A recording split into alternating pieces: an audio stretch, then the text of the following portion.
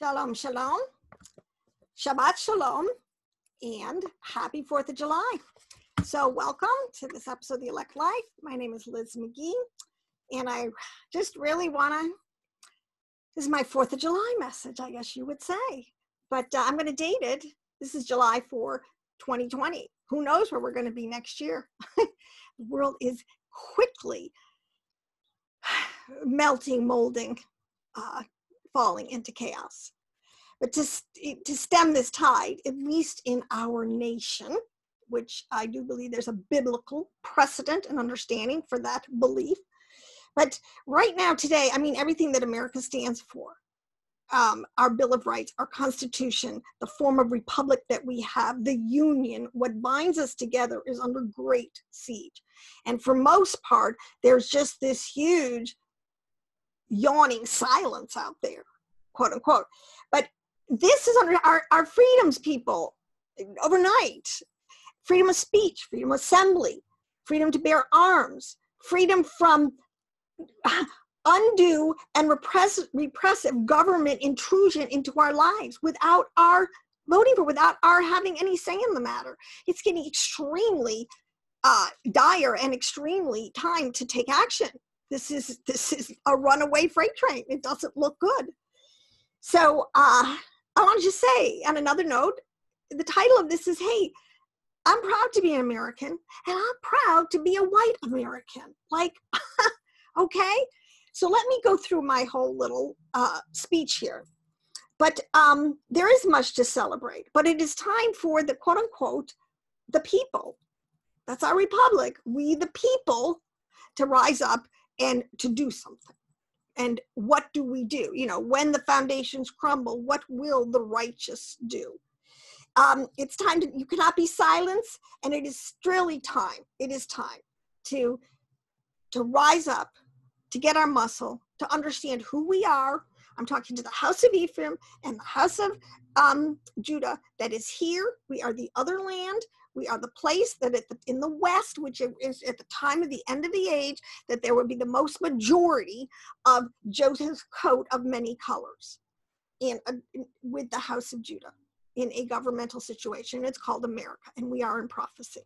But that's many playlists on that. But it is time now to rise up and to begin to get the moral fortitude and the spiritual balls to lock them up. Now, who are we talking about? It's taken me my whole life really to figure out. Let me, before I say that, just say it's time now for people. Listen, I'm talking to a demographic, the good people, okay? And I'll define that more and more. But listen, you've got to start to get control of your consciousness. You are what you think. We have to get back our critical cognitive thinking skills. We have to learn and believe in and reclaim our moral foundation, what founded this nation, why we have a 4th of July, why it's worth celebrating. We have there's nothing different, nothing new under the sun. America is just at a place again where it's, who's going to lead, rule, and enjoy the benefit or consume the blessings. The sons of darkness or the sons of light? Which side are you on? Are you a son of the Most High God, or are you a son of Lucifer? It's really clear. Are you a son of light, or are you a son of darkness? And are your deeds full of light and goodness, or are your deeds evil? These things are pretty clear when you can get back your cognitive thinking skills. So are you a lawless person, or are you a Torah? And by Torah, okay, trigger words, people, this is how are you a Bible believing? Do you believe that there's a foundational code of biblical ethics in the Torah that is worth fighting for upholding and is God-given? Called the 10 Commandments. The wheat and the tares grow together in every generation. Even in the time of Yeshua, Jesus, the Mashiach, Messiah ben Joseph came. He said this pretty much. He said, look, you will know them by their fruit. The wheat and the tares do grow together, but there will be an end of the age. There will be a harvest, and somehow you're going to be able to tell the two different crops apart. The wheat goes in the barn and the tares get torched. So it's all very allegorical language for deep realities. But the point is, there has to be a way to tell the difference. The question is, all my life, I've been trying to find out who they are. Who are they that keep spoiling it for the rest of us? you know, who are, so, and I have for my purposes, I have a pretty full answer, all right, but that suits my purposes and meets my understanding. But really and truly, I'm tired of being the fall guy for these tares. And who are the tares? Really and truly, they're the wicked in every generation. If the righteous are born into every generation, people, what our Bible says, well, logically, the wicked are born into every generation. And it's constantly a fight. That's, all right?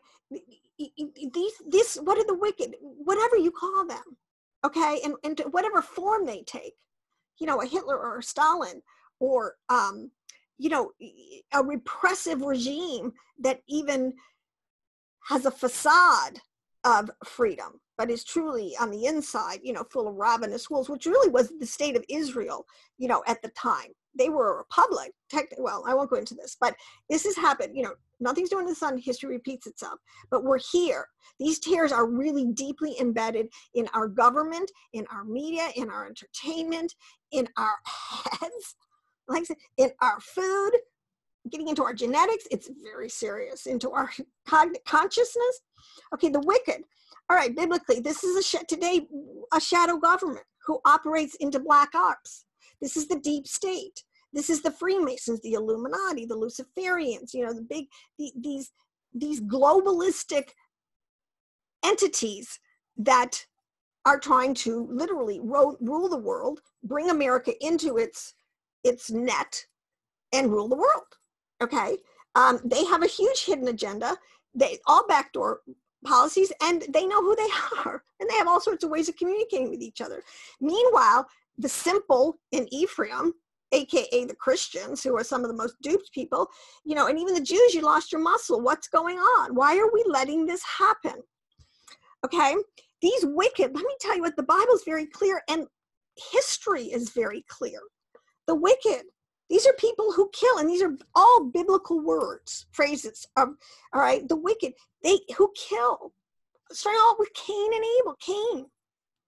All right, they kill, they oppress, they prey on, they scheme against. They use craft, witchcraft, and subtlety. They manipulate, they steal, they make poor, they make whole and pockets of people poor. They take advantage of the weak, the powerless, the needy, and the fringe. Okay, they are lovers of money. They love money, love pleasure, and love sexual immorality and perversion. They have dark arts that they have been practicing for millennium, which is thousands of years. This is a huge problem. This is the cursed race. All right, these are the Canaanites. These are who have intermarried and morphed. Their seed is in all the earth, just like Yah's seed, God's seed, the seed of Abraham is in all the earth. Right? The earth is the ground. Two seeds were put in the earth. Two harvests coming. All right. Their dark arts, full of occult practices, dark ritualistic. That it says in Paul says in one place that it's even a shame to speak of what these people do in darkness. It's so nasty and perverse. It's like, okay, I get a glimpse of it. I get it. But I can't dwell. It's so wicked and evil. And the problem is most good people, it doesn't even enter their brainwaves. You don't even think like this. This is so, these kind of thoughts or ways of acting wouldn't even occur to you, all right? Because you're of a different bloodline, a different seed line. This is interdimensional and intergalactic. Sorry, but can't call it. But we're in such a place, God's people, of perverseness, that we just love to entertain ourselves, entertain our sensibilities, our emotional life, our mental life, and in their practices, or voyeuristically watch it and let it seep into our brain in a very slow way. Okay, you can cook something slowly, low heat, or you can cook it flash torch it. But the outcome is the same. But these people love to and the thing is, the level of their lawlessness and their wickedness today it's global, and it knows no bounds and just continues to get evil continually. These people are stealing the chi, the prana, the life force through ritualistic sacrifice and torture of children, of babies. You just got to get to know this, people, this whole dark world, and it's historically accurate. This is what the Mayans, this is what different pockets of culture have been doing. This is what part of the story of Judaism, and it tells us in our scriptures. These people can weasel their way in, and when they do, watch out. When evil triumphs, all right? So we have to begin to wake up and not call everything conspiracy that these people, are saying. Don't call everything a conspiracy when it's grounded in history, when it's grounded in biblical exegesis and foundation. Okay, grow up, handle the meat of the word, get to know what's going on in your world. Now, one of the things, okay, so we obviously, there's definitely a war going on for the soul of America, the future of America, the rule of America, and the place of America. Okay, totally. Huge. See, this thing's invented biblical proportions, like with the pandemic that was like just overnight blew up into a worldwide. This is what are the principalities, the things that influence it. We're dealing now with huge principalities, powers, and spiritual wickedness is in high places. You have to understand these things, because most people are so biblically illiterate, they have no idea in real reality what's being talked about. All right, but the one thing is, okay, so who's going to save us from this mess? All right, and I'm like, well, a lot of people are kind of like, what's going on? Where's leadership? I've been looking for leadership from the government, leadership from the church. Somebody's got to lead us out of this mess. Somebody's got to restore law and order. I have no problem talking about and fixing and continuing to pour light on dark situations and bring justice and freedom and from oppression and servitude and economic, targeting. Okay. But it cannot be, America's fine, it cannot be on a backdrop of mob rule. That's just not how it works here. I'm not interested in a French Revolution, okay? When the lawless are allowed to, that really, you understand what law, it's an emotional response. See, I'm telling you, we have to think with our mind, with reason, with rationale, with an empirical truth, which, I'm doing a whole series, I can prove to you the Bible is totally empirical, observable, dependable, repeatable. We just don't know it. We just don't know. All right, but anyways, so the point is so for the Republicans, I'm looking, okay, where's Trump? I think Trump's fighting a different war personally. And I think that hopefully it's true. And all right. But I think that the Senate leadership, the Republican leader, whoever you might think might be bastions of law, and where are they? Why aren't we and even just good people? Where are the good people rising up? They have done so much. The spirits of this age to silence us, to put fear in us, to make us feel like, well, wait a minute. Okay, I must be the crazy one, You're fine, but I'm the crazy one, okay? Which is such a control, mind manipulation. It's just unbelievable. So that black is white and white is black.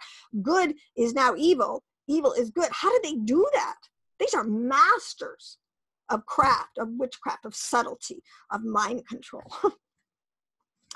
Okay, so what's the antidote here? Who's going to come and rescue us? But with the church, let me just say, I'm totally like, if this is the leadership for the last days, then we're in a lot of trouble.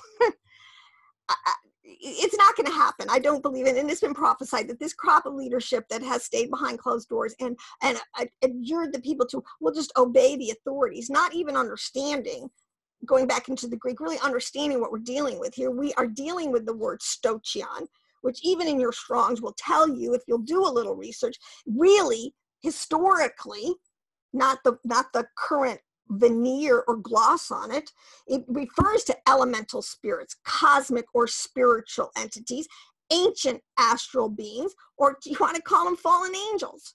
Okay, that's this. No, we don't obey them. You don't tell people to obey these magistrates who impose godless, Torahless policy on God's people. No. Okay, so this is the level of not understanding. We talk about the blind leading the blind. So what's our, what are the righteous to do?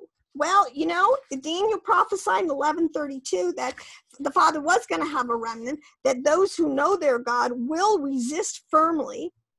Those who know their God will be strong and do exploits, and they need now to unite under the God of Israel, because ultimately we will have a Messiah ben David come. Ultimately, the king will come and establish rule and authority, and he will lock them up. This is the whole point of the millennium. People have to understand the fallen angels, these principalities will be locked up again. They were locked up at the time of Noah. I mean, before Noah, before the flood. This is the whole point with the angels of Hermon that came down, you know, and infiltrated again into the whole genetics and the whole system of the world that God was creating, all right? And they re-engineered everything, so it was continually wickedness, which is where we are today, all right? This is really serious. We have to, ultimately Messiah, this is his point, is King, it will lock them up, all right? But in the meantime, we are the ones that are going to have to fight this present darkness, okay? You can't be looking, you know, to other, we have to band together, we have to unite, we have to understand who we are and who our God is. And if we will come back under his banner, he will fight for us. But the thing is, God's people have got to get themselves free of this God of this age and the trap that is put around the minds of people, all right? And has them, this is like a hook, like he's leading them their emotional life. Most of this whole mob scene, amphitheater, you know, first of all, it being funded, you understand something, people. There's two kinds of people in the world. We're talking about the sons of light and the sons of darkness.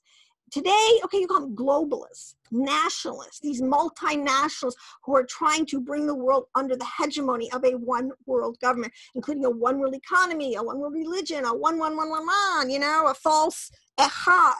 Okay, that's prophesied biblically. That's happening in the world. Open your eyes. These people are not God-fearing or Torah-keeping by any stretch of the imagination. And the simple, the stupid, the uneducated, those who are blown about by every wind of doctrine, just sort of follow them like the hooks. Put a hook in that group and bring them over here. Oh, black, you know. Let's just. Okay. So, anyways. God's people have to become God-fearing again. You got to understand that Yahweh is in charge. Right now, we're going to see more. Elohim arise. Elohim, the God of judgment, is ratcheting up and being felt in the earth, and it's only going to be felt more and more. If you are on the side where your actions, your deeds, your thoughts need judgment, it's go time. Okay, that's why it's come out of her, my people. Come out of Babylon. Come out of Egypt. Come out of these systems that will make you do sin, grow sin, live in it, think it, ingest it, whatever, or come into a place of blessing, you know, obedience, Torah in the house. There's so many, there's just so many archetypes or ways of explaining this, but the reality is pretty simple. But I want it for all intents and purposes. I am just really tired. See, this is my thing. I am tired of being the fall guy. And all, quote unquote, the good people, being the fall guy for these friggin' tares. All right? These tares who do not know how to do good. They don't even know how. All right?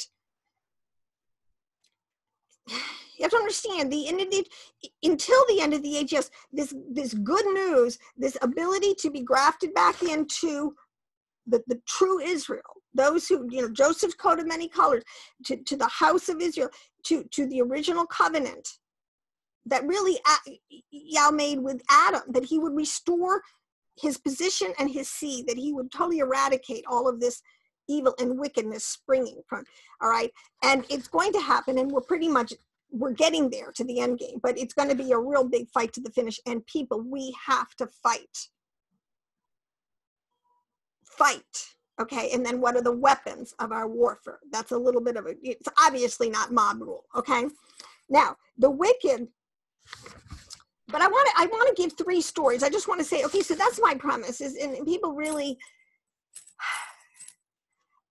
my premise is that there is good people out there who God has been preparing the Father, Elohim, Yahweh Elohim, Hashem, has been preparing for such a time as this, to rise up, to be strong, to do exploits. And we need to find each other and release each other and encourage each other and be strong together with each other. Not only for the sake of our nation and our prophetic destiny, but for the sake of the world who needs, they need the word. Well, why do you think that the Father gave Abraham in this sense, this birthright blessing, so that he could be a blessing to the nations? So we better be about our Father's business. But I just want to give 3 personal stories. Okay, so this is my history, and you can't erase it because it's mine, and I have documentation. Okay, and so for the record, so I want to give 3 kind of unrelated incidents, but they paint a picture together. When I was a young, my husband and I.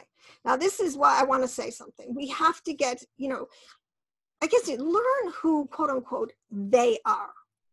Okay. And you have to understand something. They hide.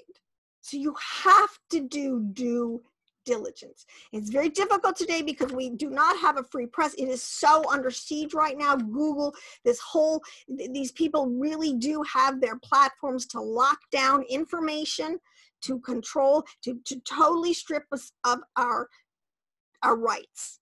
And it's happening right before our very eyes, quickly. So rise up, oh man of God. Okay, but my husband and I met and married in California. We originally lived in Southern California. We actually bought a home in Lake Elsinore, which was one of these young developing areas in Southern Cal, and it looked like a lovely place to raise our family. We had a young boy, and we thought we'd be there for a while, and life was good until my husband, who was a writer, gets a job at the local newspaper, and then I wasn't even prepared for this. Nothing prepared me for this. But we found out that we were really when it was all said and done, and we could look with some true hindsight and understanding, we had really landed smack dab into one of the most deep state corrupt Ponzi schemes of California at the time. But people understand how the 80s were such a time of growth and expansion. The tears were just having a heyday in their little backdoor deals and everything, and literally stripping the land of its resources for their own personal aggrandization, which is bottom line what it happens. So what happened is Lake Elsinore was historically in what was called a floodplain, a 100-year floodplain. And so the land basically around this one freshwater lake in the high desert there was worth $1 an acre. Matter of fact, a whole new crop of city legislator talent had come into town and taken these offices and were buying up the land on the side for $1 an acre. And a lot of the locals were realizing this and like, okay, well, this stinks. What's going on? And so there was a faction in town, and my husband, as a reporter, they immediately came to him and said, well, let me just tell you what's going on in this town. And we were like, no, come on, this is the happy land. There's no bad people in my happy land. Okay, so basically it was a Ponzi scheme, because what would happen is as soon as they bought up all the floodplain, basically they were in cahoots with the water district and the governmental agencies, state capitals up in Sacramento, protected.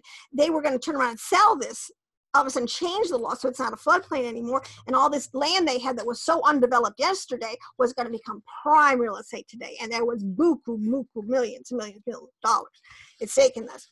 But a lot of people, there was a very strong and vocal contingent who were like, hey, this is totally corrupt, and they were deliberately, again, forcing people that had generationally been off this land and making it so economically difficult for them so that they would leave. So again, they could keep buying up this whole floodplain for $1 an acre. So anyways, they were succeeding quite rapidly, but there would be stories like they would tell us, like, you got to watch out for these people because they've tried to put like acid in our jacuzzi, one couple would say, or run us down, or just for things that I'm listening. I'm going, oh, people don't do that. That's only in the movies. I mean, these people are really a little extreme, until one day we found, my husband went out into our garage in the middle of the afternoon, and there's this huge rattlesnake in the middle of the garage. And oh my gosh, that was quite freaky and very unusual. And he called control center at animal control and had it taken care of. But the backdrop is that every day in the afternoon, right at that time, our 2-year-old son would be out in the garage in the cool of the afternoon on the pavement there, the cement, because it would make it cooler. And he'd be riding his little scooter, his little tricycle. We let him play out there, not in the hot sun. You know, he would have been out there. Except for the day before, how good our Father is and how he does watch out for the righteous. The day before, my husband decided, hey, you know what, we should switch up Brendan's routine, because he would go to a babysitter for a few hours in the morning or in the afternoon. And he said, well, let's change it to the morning and this kind of thing. And we had just done that. So lo and behold, my son would have been, and I'm sure that's the intention. We found, it really freaked us out, a rattlesnake and closeness to our son and he being in harm's way. And I was walking around the property outside, and we were on a corner lot, and I was going by, and there was an article that my husband had just written in the Daily Rag and opened up and circled to his article where he was trying to expose some of this stuff. And I was like, okay, no way, this is too crazy. This is not our fight. We basically, within 3 weeks, we had sold our house and we were moving back east to our family where we knew people, you know, this is true, people, but that's just the tip of the iceberg. The second part, and this is what's even more disturbing. So I just want you to know the deep state, these people really do Ponzi scheme. There is just an insane level of corruption. So don't pretend that, don't call everything conspiracy that everyone's trying to point out to you, all right? Now, the other thing I have to say, but this is even more disturbing, and this is a fact, I'm sorry, and I have records, but this one really, and it really is only coming into focus now as I truly understand it on a much bigger picture. Why are the blacks targeted? They are definitely targeted as a group. All right, but my experience, okay, so we were in Lake Elsinore, and the other thing that was surfacing was that there was all this air traffic. There was this kind of very obscure, kind of almost hidden airport, and there was a lot of traffic going on, and people would try to tell my husband stories about this. And it turns out, okay, so that they were shipping, this is part of the dirty little wars of this corrupt cartel, deep state. People, doesn't matter, Republican one administration, Democrat the next, in the FBI in one administration, in the CIA in the next. They're like, they don't care. They're black, white, red, it doesn't matter. They could care less what the outward appearance is. The point is they're ravenous wolves on the inside, and their fruit is all the same. But anyways, they were shipping the drugs from Mexico into Lake Elsinore. The drugs were getting on trucks and going into the Crenshaw district of Lake Elsinore. From Lake Elsinore into the Crenshaw district of LA. And this was going on for a whole generation. I mean, it just 7, 8, 10 years, it decimated a whole generation of youth, especially of black youth in communities. I mean, and they were making buku bucks, and they were subverting the money. I mean, it's just a nasty scheme they do. And then the other half, some of it was going in the connection to Mena, Arkansas. I mean, this whole, don't think this Clinton cartel is made up, people. The dots do connect. The point is we need to get our muscle and we need to lock them up. All right? These people, but what was even more insidious is my husband, years later, he was watching C-SPAN, and the Black Caucus, rightly so, was absolutely incensed and enraged and had their moment, to rail on, saying, how could you let this happen? How could you let this happen on your watch? There was some kind of oversight committee, and they were presenting the evidence and saying, you know, how can this happen in America? They were targeted. They knew they had the documentation. This had happened, and they lost a whole, and it's been happened repeatedly, overly. And they're not the only groups that are targeted, but the blacks have been sold down the river by their quote unquote, this Democratic Party has been progressively infiltrated by these Luciferian Freemason globalists who are not Americans. All right, look at their agenda. This is a fact, people. It's out there. Amidst the simple and Ephraim who just, but we want everyone to be equal. And I mean, okay, fine. But who's implementing and who's making and implementing your laws? The godless or the Torah keeping, the righteous? Okay, so anyways, these drugs, this is happening. This is happening before. The blacks have to wake up and understand demographic. I mean, really, there's so much evidence out there. It's mind-boggling, but it is not. I'm tired of taking the fall for these tares, okay, and their love of money, and their, okay, I'm done with it. But then I want to tell you the flip side. I do want to tell you, okay, so my husband, we tried to expose this. We were, you know, young kids. I mean, when I think about it, how innocent and naive, and what did I really, and it disturbed my sensibilities in my happy land. These wicked people, but I didn't have enough maturity or context or anything for it. But I do have lived through the memory, and I have the documentation. The point is, why I'm proud to be an American. Listen, I'm proud to even be a white American. Let me tell you about my people. I have no reason in the world. These people were not racist, and I'm done with you. I'm telling you, sit down and shut up. This vocal voice out there, this spirit that the media loves to put out there and make and paint with the hugest broad brush and make everything that the tares do my fault. You need to sit down. I'm really serious, and shut up. The level of racha, of personal hatred, of animosity that is going towards civil war, that is being pushed. Understand how spiritual energy pushes. All right, energy, that's what it does. It pushes momentum. And it's trying to start a civil war. It's trying to ruin our union, okay?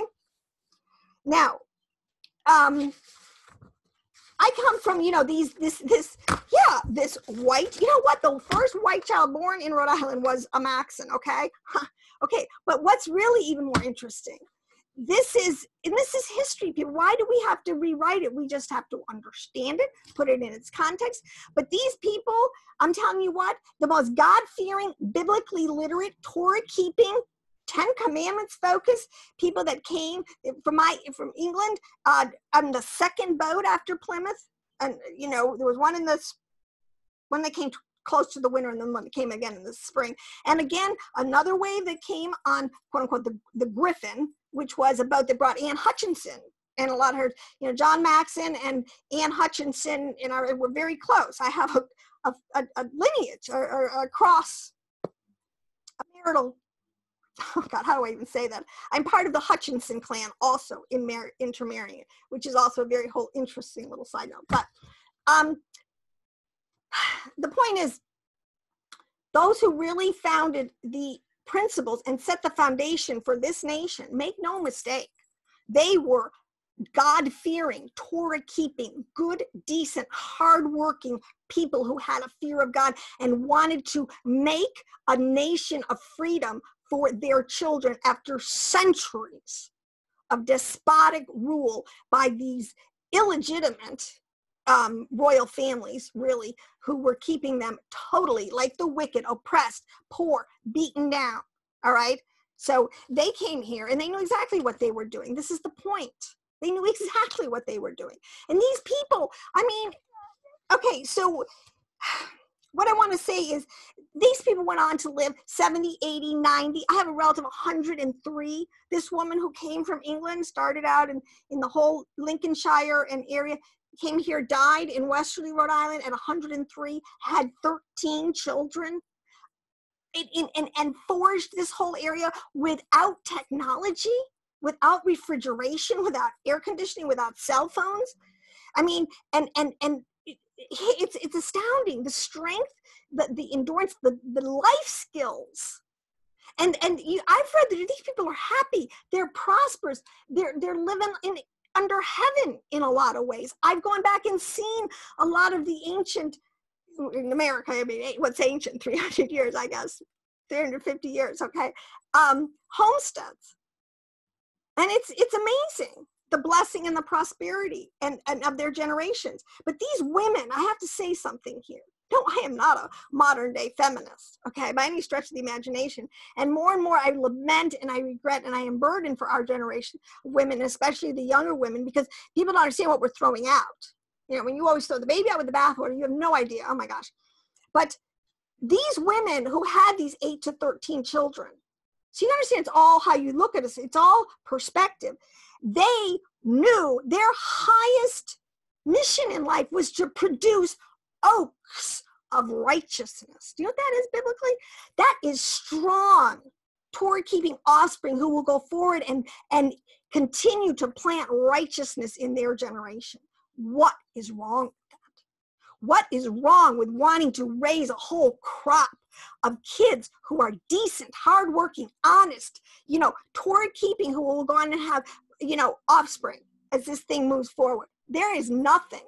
And you will not call these people or my people racist. Nobody had slaves. Nobody was doing it. Everybody was interfacing in the best they could in difficult situations with hostility within and with this hostility without. But they were a breed of people who you have no business comparing yourself to.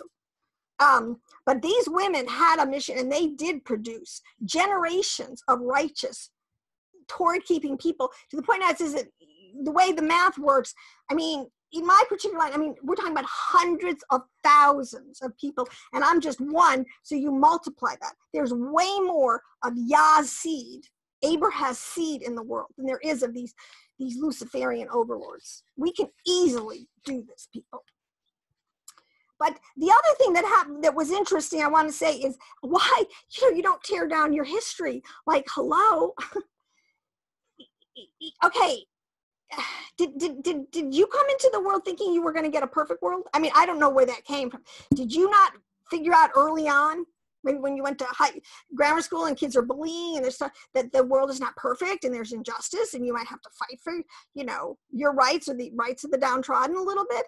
That there's a lot. Okay, so I don't know where you got this idea that life is perfect, should be perfect, and you have somehow a magic wand to make it perfect.